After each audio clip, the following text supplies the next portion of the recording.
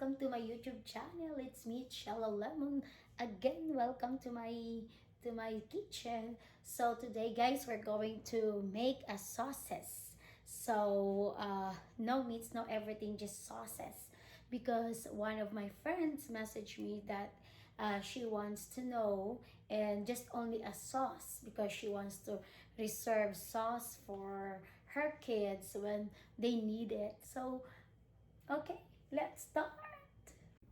So, we're gonna start. So, una, palulutuin natin kasi yung sesame seed natin, hindi pa siya luto. So, parang palulutuin natin siya sa hot bowl or sa hot pan, whatever. Ayan, palutuin natin siya hanggang mag-turn to brown. Like, uy, nakikita niyo yan, bilis, kasi mainit na siya. Ayan. Just like a 1 tablespoon, or if you want lots of sesame seed, you could use a 2 tablespoon. This one I put is like a 2 tablespoon. It depende sa inyo kung mahilig kayo sa sesame seed. Yung mga anak ko, mahilig sila sa sesame seed. So, pinarami ko like 2 tablespoon. Ayan, nakikita nyo, nagpa-pop. Ayan. Ayan, ang bilis mag-brown kasi mainit na siya. Ayan, pa-brown, turn to brown para magluto yung sesame seed. So, medyo nag-brown na siya. Bilis lang naman siya mag-brown, like a second or a minute. Ayan. So, we're gonna start put orange juice. I love the smell of a sesame. Smells so good. Ayan. Ayan, 1 cup of orange juice. And then, we're gonna put a 1 cup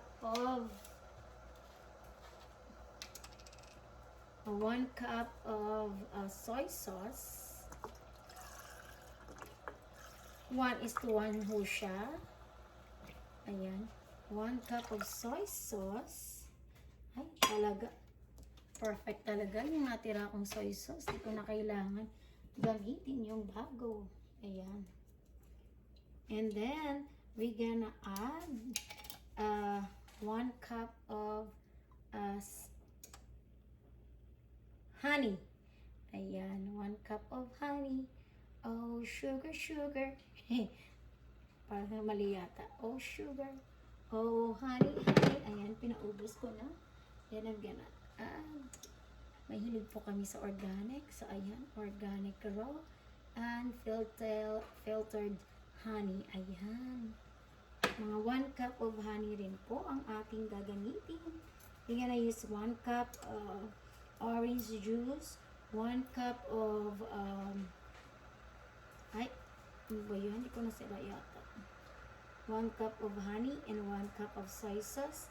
Then we're gonna use a 1/2 cup of sugar, brown sugar. Ayan.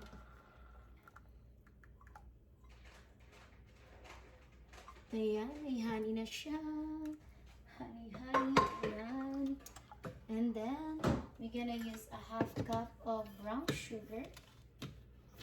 1/2 cup lang po kasi we already have honey. The honey is already sweet. Ayan. And then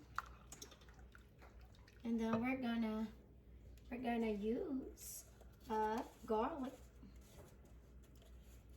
We're gonna use a garlic, like, hindi ko pa pala ito nabuksan. Where's the other garlic? Oh, over here. And then, mamaya na. Never mind. Okay, we're gonna use a 1 teaspoon of garlic. Kung mahilig kayo sa garlic, lagyan nyo ng another tablespoon, I mean. So, 2 tablespoon of garlic. Ayan. And then, mayroon ho tayo dito. Mayroon ho tayong dito na 2 tablespoons of cornstarch na we dissolve in a water, like 4 tablespoons. Ayan. And then, we're gonna wait to boil this together. And then, we're gonna put we could put the cornstarch, the dissolved cornstarch. Ayan. Hinintayin lang mo natin until importante ho na yung sesame seed nyo naluluto siya kasi yun ho ang nagpapasarap. Well, masarap everything. Lahat ng ingrediente, it's masarap. Ayan. Easy, easy. It's very fast lang. Din hintayin natin na medyo maglapot na siya. Gonna like sticky sauce, like sauce. It's not like watery. Ayan, it's already done. If you could see, na malapot na siya. Parang concentrated na siya. Ayan, did you see that? Hindi na siya liquid. So, that's done. Hintayin na lang natin na lumamig yung ating sauce. And we're gonna put in our container. So, meron ho akong ready honey-glazed orange sauce. And I have a teriyaki sauce container. Kasi ubos na rin ho yung mga sauces ko. Ayan. So, that's done for our honey-glazed orange sauce. For our honey-glazed chicken. Then next, we're gonna do our teriyaki sauce.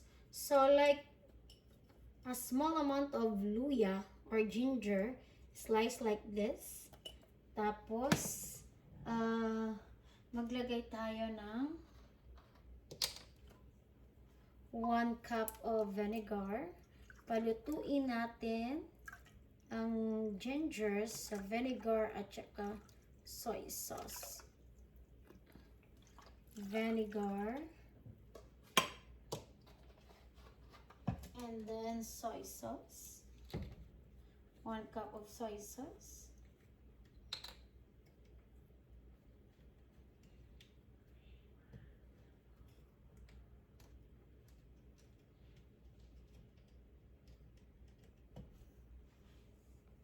and now we're gonna put 1 cup of soy sauce. And then we're gonna add pineapple juice. 1 cup of pineapple juice. Ayan, medyo hindi pa siya 1 cup, pero okay na yan. Now we're gonna add over here sa juice. Ayan. Like 1 cup of pineapple juice. And then meron na tayo ditong like 3 tablespoons of cornstarch na dinissolve natin sa water.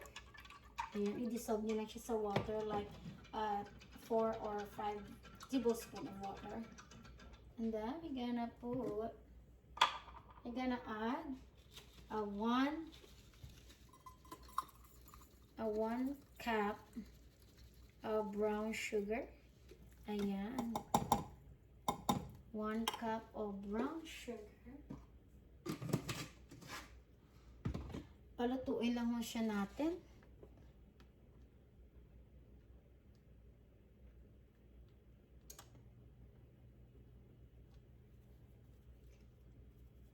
Then, if yung ating ginger maluto na, ilagay natin ang ating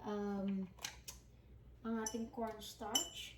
Medyo lutuin mo na siya so that the ginger gonna have the aroma or the smell of the ginger in our sauce. And then we're gonna add 2 tablespoons of garlic also. Ayan.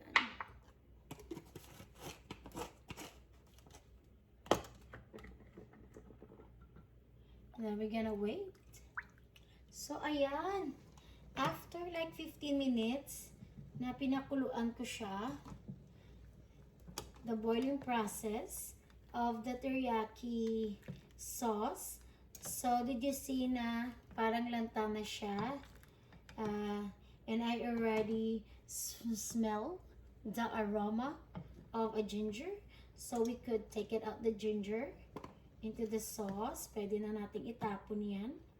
As long as our sauce has a smell of a ginger. And meron na siyang taste of ginger in our sauce. So then we're gonna add our cornstarch, the dissolved cornstarch. Ayan, wait lang po. Ayan.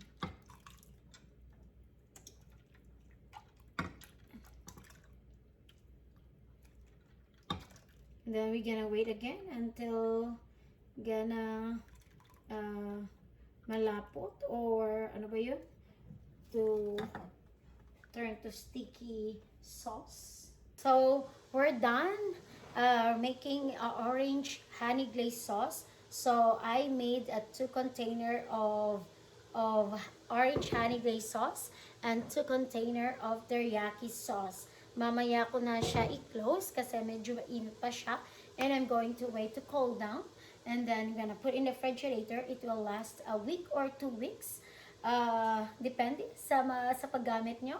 And then, so guys, so you know that teriyaki, the sauces that we made, it really helped us to easy when if we want to cook a teriyaki chicken, teriyaki pork, teriyaki steak, whatever teriyaki that you want, it's easy to cook, and you're gonna marinate the meat only and saute, and then you're gonna put a teriyaki sauce, so it's already ready. My homemade teriyaki sauce na po kayo if you want gonna cook.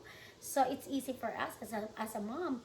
And then if you want to have an orange chicken, mayroon na rin ko kayong ready na homemade orange honey glaze sauce. So guys, if you like the way I made or I cooked the sauces, the orange honey glaze sauce and the teriyaki sauce, please like and subscribe to my channel.